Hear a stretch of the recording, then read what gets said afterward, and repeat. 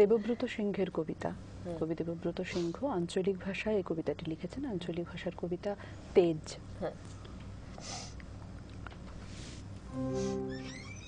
আমি জামবনির কুঁইরিপাড়ার শিবু কুঁইরির বিটি সাঁঝলি বঠি।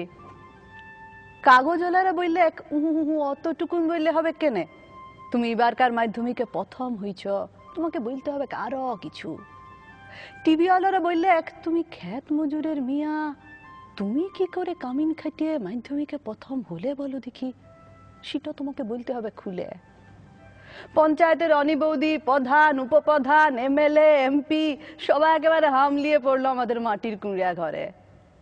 জামবনি স্কুলের হেডমাস্টার কোন বিহান বেলায় টিনের আগুড় খুললে হাইকে ডাইকে ঘুম ভাঙাই খবরটা যখন প্রথম শুনালেক, তখন মাকে জড়ায় শুয়েছিলাম আমি। কুঁড়া ঘরের গুটগুটা আধারে হেডমাস্টারকে দেখে মায়ের পাড়া আমিও চোখ কচালে হাঁ হয়ে ভাইলেছিলাম। এ কি স্বপ্ন দেখছি নাকি? স্যার বললে এটা স্বপ্ন লয়, স্বপ্ন লয়, সত্যি বটে। কথাটা শুনে কাঁদে ভাসায় দিয়েছিলাম আমরা দু মা বিটি।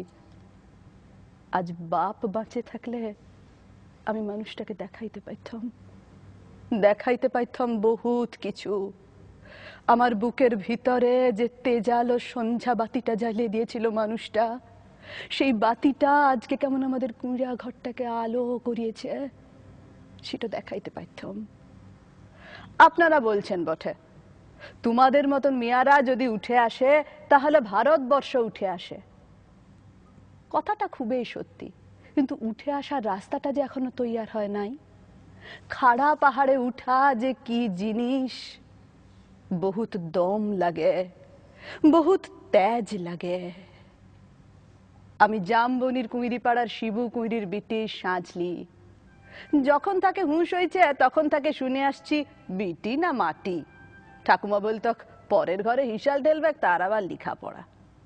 গায়ের বাবুরা বলতক তুই কুঁইরিপাড়ার বিটি ছিলা, তোর কামিন খাটা ছাড়া গতি কি? বাপ বলতক দেখ সাঁঝলি, মন খারাপ করলি তো হাইরে গেলি। শুন, যে যা বলছে বলুক, এইসব কথা এক কানে সিমহালে আরেক কানে বার করে দিবি। তখন বাবু পাড়ার কুচিল দেঘইরা ঘরে কামিন খাইতক মা। ক্ষয় রোগের তাড়সে মায়ের গতরটা ভাঙে নাই অতটা। মাঝে মধ্যে জ্বর টর আসতে বটে, জ্বর আলে মা চুপচাপ এগনাতে তালাই পাতে শুয়ে থাকত। মনে আছে সে ছিল এক জাড় কালের সকাল। রোদ উঠেছিল ঝলমলানি, ঝিঙা ফুলা রোদ। আমি সে রোদে পিঠ দিয়ে গা ধুলাই পড়ছিলাম ইতিহাস, ক্লাস 7-এর সামন্ত রাজাদের ইতিহাস। দেওঘরে গিন্নি লোক পাঠাইছিল বার কতক। মায়ের জ্বর সে তারা শুনতে নাই চায়। আমাদের দিদি বুড়ি তখনও বাঁচে। কুলতলায় বসে ছেঁড়া কম্বল মুড়ি দিয়ে বিড়ি ফুঁকছিল বুড়ি। শেষ তক বুড়ি সেদিন পড়া থেকে উঠাই মায়ের কাজটুকুন করতে পাঠাইছিল বাবু ঘরে। পুরানো ফটক ঘেরা উঠান, অত বড় দরদালান, অত বড় বারান্দা, সব ঝাঁট ফাট দিয়ে সাফ সুতরো করিয়ে আসছিলাম চুলে। দেঘইরা গিন্নি নাই ছাইলেক, এক গাদা এটা কাঠা জুঠা বাসন আমার সামনে এনে ধরে দিলেক। বললাম আমি তোমাদের জুঠা বাসন ধুতে লাইব? বাবু গিন্নি সে কি রাগ! কি বললি তুই? যত বড় মূল হয় তত বড় কথা। জানিস তোর মা, তোর মায়ের মা, তার মায়ের মা সবাই আতকাল আমাদের জুঠা বাসন ধুয়ে গুজারে গেল, আর তুই বললি জুঠা বাসন ধুতে লাইবি? বললাম হ, আমি তোমাদের জুঠা বাসন ধুতে লাইব, তোমরা লোক দেখে লাওগা, আমি চললাম। কথাটা বলে গটগট গটগট করে বাবু গিন্নির মুখের সামনে আমি বেড়াই চলে এলাম। তা বাদে সে লিয়ে কি কাণ্ড, কি ঝামেলা। বেলা ডুবলে মাহাতোদের ধান কাটে বাপ ঘরকে ফিরে আইলে দু পাতা লেখাপড়া করা লাতনির ছোট মুখে বড় থুতির কথা 7 কাহন করে বলেছিল দিদি বুড়ি। মা কোনো রাগ কাঢ়ে নাই। আঘর মাসের সন্ধ্যা বেলায় এগনাতে আগুন জ্বালে গা হাত পা সেকছিল মা।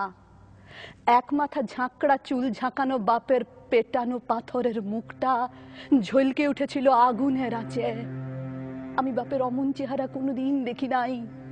বাপ সেদিন মা আর দিদি বুড়ির সম্মুখে আমাকে কাচকে ডাকে মাথায় হাত বুলাই গম গমা গলায় বলেছিল, যা করেছিস বেশ করেছিস। শুন, তোর মা, তোর মায়ের মা, তার মায়ের মা সবাই করেছে কামিনগিরি, বাবু ঘরে গতর খাটাই খাইয়েছে। তাতে হইছেটা কি? তাতে হইছেটা কি? এই কথাটা মনে রাখবি সাজলি, তুই কিন্তু কামিন হবার লাগে জম্মাস নাই। যত বড় লাট সাহেবই হোক কেনে, কারু কাছে মাথা নুয়াই নিজের তেজ বিকাবি নাই। এই তেজটুকুন লাগে লেখাপড়া শিখাচ্ছি তোকে, না হলে আমাদের মতো হাভাতা মানুষের ঘরে আর আছেটা কি? আমি জামবনির কুমিরি পাড়ার শিবু কুমিরির বিটি সাজলি। কবেকার সেই ক্লাস 7-এর কথা ভাবতে যায় কাগজওয়ালা টিভিওয়ালাদের সামনে এখন কি যে বলি। তালপাতা রদ দিয়ে ঘেরা গবুল্লতার ইগনাতে লুকে এখন লুকাকার। তার মাঝে বাঁশি বাজায়, জিপ গাড়িতে চাইপে আগু পিছু পুলিশ নিয়ে মন্ত্রী আইলেক ছুটে। কোথায় সাঁঝলি কুইরি, কোথায়? বলতে বলতে বন্দুকধারী পুলিশ লিয়া সোজা আমাদের মাটির কুঁড়িয়া ঘরে। হেডমাস্টার বললে এক, প্রণাম কর সাঁঝলি, প্রণাম কর। মন্ত্রী তখন পিঠ চাবড়ালেক। পিঠ চাবড়ায় বললে, তুমি কামিন খাটি মাধ্যমিকে প্রথম হয়েছ, তাই তোমাকে দেখতে আইলাম। সত্যি বড় গরিব অবস্থা বটে। তোমাদের মতন মিয়ারা যাতে উঠে আসে তার লাগে তো আমাদের পার্টি, তার লাগে তো আমাদের সরকার। এই লাও 10,000 টাকা চেকটা এখন লাও। শুনো, আমরা তোমাকে আরো ফুল দিব, সম্বর্ধনা দিব, আরো দেদার টাকা তুলে দিব। এই টিভির লোক, কাগজের লোক, কারা আছেন এদিকে আসেন। তক্ষুনি ছোট বড় কত রকমের সব ঝলকে উঠল ক্যামেরা, ঝলকে উঠল মন্ত্রীর মুখ। না না, মন্ত্রী লয়, মন্ত্রী লয়। ঝলকে উঠল আমার বাপের মুখ, গনগনা আগুনের পাড়া, আগুন মানুষের মুখ। আমি তক্ষুনি বলে উঠলাম, না না, এই টাকা আমার নাই লাগবে। আর আপনারা যে আমাকে ফুল দিবেন, সম্বর্ধনা দিবেন বলছেন, তাও আমার নাই লাগবে। মন্ত্রী তখন ঢোক গিললেক। গায়ের সেই দেঘইরা গিন্নির বড় বেটা, সে এখন পার্টির বড় লেতা। ভিড় ঠেলে সে আসে বললে, কেনে কি হয়েছে রে সাঁঝলি? তুই তো আমাদের ঘরে কামিন ছিলি, বল তোর কি কি লাগবে, বল তোর কি কি লাগবে, খুলে বল খালি। বললাম, আমার পাড়া শয়ে শয়ে আরো অনেক সাঁঝলি আছে, আরো শিবু কুইরির বিটি আছে গা গিরামে। তারা যতদিন অন্ধকারে পড়ে থাকবে, তারা যতদিন লেখাপড়ার লাগে কাঁদে বুলবে, ততদিন কোনো বাবুর দয়া আমার নাই লাগবে। শুনছেন আপনারা? ততদিন কোনো বাবুর দয়া আমার নাই লাগবে।